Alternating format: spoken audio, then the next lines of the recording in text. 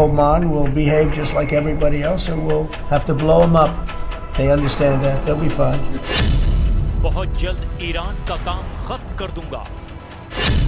Oman अगर अकड़ दिखाएगा तो उड़ा दूंगा। जब ट्रंप की धमकी से काम नहीं बना तो अमेरिका ने धमाके शुरू कर दिए।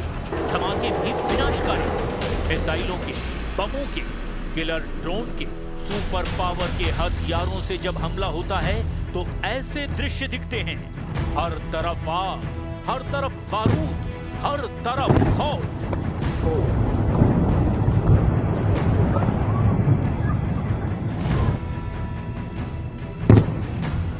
अमेरिका ने ईरान के 4 ड्रोन मार डाले। अमेरिका ने ईरान के जिस बंदर अब्बास पोर्ट से ड्रोन उड़े थे उसे भी तबाह कर डाला है। अमेरिका ने ईरान की तरह ओमान को उड़ा डालने की धमकी दे दी है। 72 घंटों में दूसरी बार ईरान पर ट्रंप ने हमला कर दिया है।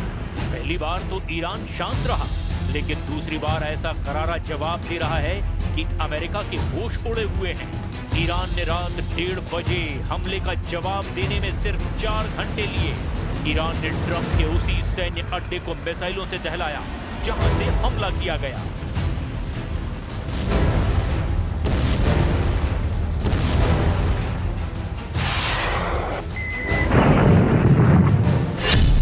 कुवैत में अमेरिका का अली अल सलेम सैन्य अड्डा। ट्रंप की एयर स्ट्राइक के बाद ईरान ने अमेरिकी ठिकानों पर भयानक जवाबी हमले शुरू कर दिए हैं।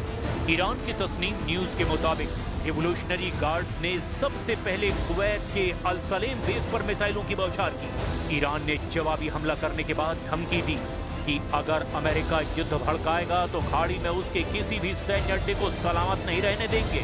रिवोल्यूशनरी लड़ाकों ने अल सलेम बेस पर हमलों का बारूदी ट्रेलर रिलीज किया है।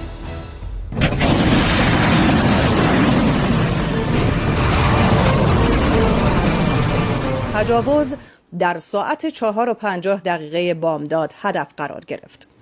سپاه پاسداران انقلاب اسلامی हॉर्मुज़ स्ट्रेट में ईरान अमेरिका में टकराव उस वक्त शुरू हुआ जब अमेरिकी तेल टैंकरों पर ईरान ने ड्रोन दाग दिए।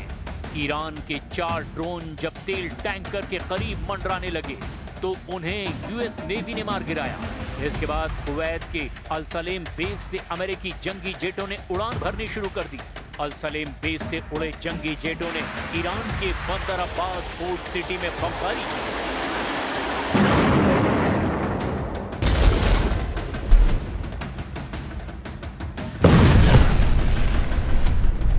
अमेरिकी एयरफोर्स ने ईरानी ड्रोन लॉन्चर बेस को बमों से पाट दिया।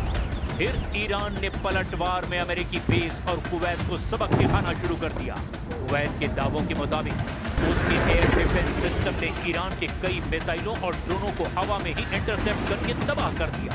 लेकिन अल सलेम अड्डा ईरानी मिसाइलों के बारूद से झुलस गया, जिससे भड़के ट्रंप ने धमकी दी कि ईरान अब समझौता नहीं करेगा तो उसका काम खत्म कर देंगे। Iran is very much intent. They want very much to make a deal. So far, they haven't gotten there. We're not satisfied with it, but we will be. We will be either that or we'll have to just finish the job. Trump का mood Iran ने बहुत ज्यादा खराब कर रखा है। असल में हॉर्मुज़ में ईरान ने स्मार्ट कंट्रोल चेक पोस्ट बनाना शुरू कर दिया है। स्मार्ट कंट्रोल चेक पोस्ट से ईरान ये मैसेज दे रहा है कि तेल गलियारा सभी के लिए खुला है। हालांकि ऑयल रूट की निगरानी और कंट्रोल रिवोल्यूशनरी लड़ाके ही कर रहे हैं। ईरान ने दावा किया कि फिलहाल हॉर्मुज़ से गुजरने के लिए कोई टोल नहीं लिया गया है। हालांकि बिना उनकी इजाजत के किसी जहाज की आवाजाही नहीं हो पाएगी। ईरान ने दावा किया कि पिछले 24 घंटे में कम से कम 25 जहाज उसके स्मार्ट कंट्रोल से होकर हॉर्मुज़ से गुजरे हैं। लेकिन जब सब कुछ ठीक चल रहा था तभी ओमान के मस्कट तट के पास धमाके ने युद्ध को भड़का दिया। ओमान के मस्कट से 111 किलोमीटर दूर एक तेल टैंकर में जबरदस्त विस्फोट हुआ। इसके कुछ ही देर बाद अमेरिकी तेल जहाज पर ड्रोन हमले का अलर्ट मिला। फिर हालात बिगड़ते चले गए। अब ईरान के टारगेट पर अमेरिका, इजराइल और कुवैत हैं। तो फिर अमेरिका ने ईरान के साथ ओमान को भी उड़ा डालने की धमकी दे दी है। ओमान अमेरिका का सबसे करीबी और खाड़ी में सबसे पुराना सहयोगी है। ओमान ने ही अमेरिका और ईरान के बीच पीस डील में मध्यस्थता की भूमिका निभाई, लेकिन हॉर्मूज पर ईरान ओमान के बीच में बढ़ी नजदीकियों ने अब ट्रंप का माथा गर्म कर दिया है। ईरान अगर ओमान से हाथ मिला लेता है तो हॉर्मूज से गुजरने वाले जहाजों से fees for service, piloting fees और वसूली की सारी दिक्कतें दूर हो जाएंगी। खाड़ी के ज्यादातर देश हॉर्मूज में टोल वसूली के खिलाफ है, जबकि ओमान अपना स्टैंड क्लियर नहीं कर रहा है।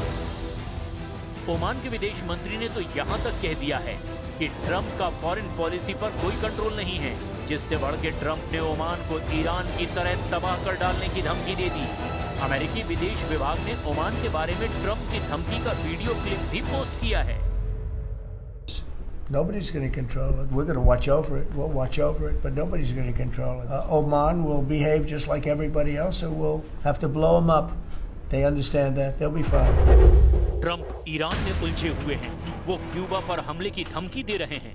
ओमान फ्रंट पर भी अगर वॉर भड़का तो अमेरिकी फोर्स कहां मुकाबला कर पाएगी। कम से कम ईरान फ्रंट पर अमेरिका को अब 2 गुना जोर लगाना पड़ सकता है, क्योंकि ईरान ने एक नए एयर डिफेंस सिस्टम को बना लिया है।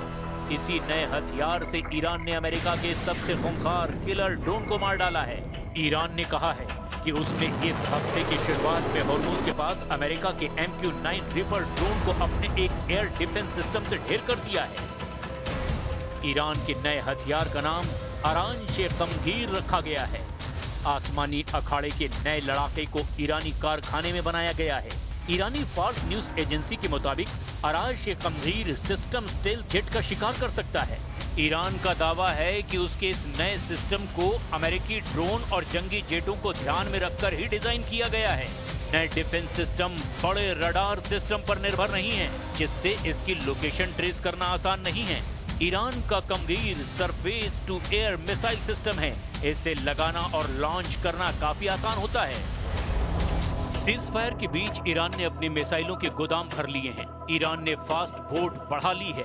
ईरान समर्थित लड़ाकों की पावर में भी जबरदस्त इजाफा हुआ है, जिसे देखते हुए इजराइल ने अपनी पूरी ताकत झोंक दी है।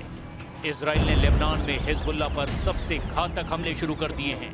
बेरूत में इजराइल ने रिवोल्यूशनरी टॉप कमांडर को निशाना बनाया है। लेबनानी मीडिया रिपोर्ट के मुताबिक इजरायली हवाई हमले ने बेरूत के शुएफेट अल अमरूसिया में एक अपार्टमेंट को ढहा दिया है। इजरायली हवाई हमले का निशाना अली अल हुसैनी थे, जो IRGC QF की इमाम हुसैन डिवीजन मिसाइल यूनिट के कमांडर थे। बेका वैली में धमाके, टायर शहर में बंकर बस्टर बम का कोहराम, सूर शहर में भी सर्वनाश। इजराइल के निशाने पर हिजबुल्लाह का एक अड्डा, जिन्हें चुन चुन कर टारगेट कर रहा है इजराइल। जितने ऑर्डर उससे डबल धमाके। यही इजरायली फौज का मिशन है। दक्षिण लेबनान में इस मिशन की डिटेल भी देख लीजिए।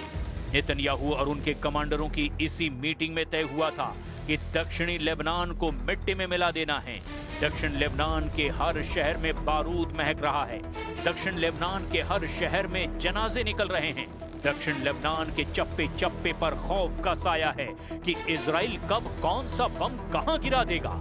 हिजबुल्लाह से ज्यादा ये खौफ ईरान को डरा रहा है। सबसे बड़ी तबाही अब टायर शहर में देखी जा रही है। इजरायली सेना ने यहां भारी बमबारी की है। इजराइल के लड़ाकू विमानों ने टायर के उत्तर में मौजूद अब्बासिये शहर के पास बमबारी की है।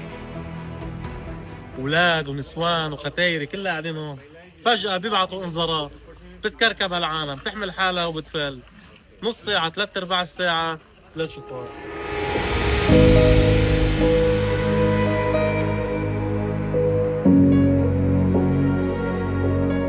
दक्षिण लेबनान में इजराइल लगातार वार्निंग दे रहा है। नबाती के निवासियों को इलाका खाली करने को कहा गया। कफरहुना, रामता, जरजुआ और हौमीन कस्बों को भी खाली करने का अलर्ट जारी कर दिया गया है। कराउन टैम पर भी इजराइल की एयर स्ट्राइक हुई है। लेबनान की मीडिया का दावा है कि यहाँ कम से कम 3 बार हवाई हमले हुए हैं। ये लेबनान का सबसे बड़ा रिजर्वायर है। यहाँ से दक्षिण लेबनान में पानी सप्लाई की जाती है और अब ये इजराइल के टारगेट पर आ चुका है। दक्षिण में राशिदिये और फिलिस्तीनी शरणार्थी कैंप पर भी हमला हुआ है। लेबनान में 2 मार्च से अब तक के इजरायली हमलों में मरने वालों की तादाद 3,2500 के ऊपर जा चुकी है। करीब 10,000 लोग घायल हो गए हैं। इसराइल हिजबुल्लाह के सफाए तक युद्ध चाहता है। ट्रंप ने भी अब क्लियर कर दिया है कि ईरान और उसके साथ दिख रहे सभी देशों को सबक सिखाएंगे, जिससे युद्ध का विस्तार यूरोपीय महाद्वीप तक हो सकता है।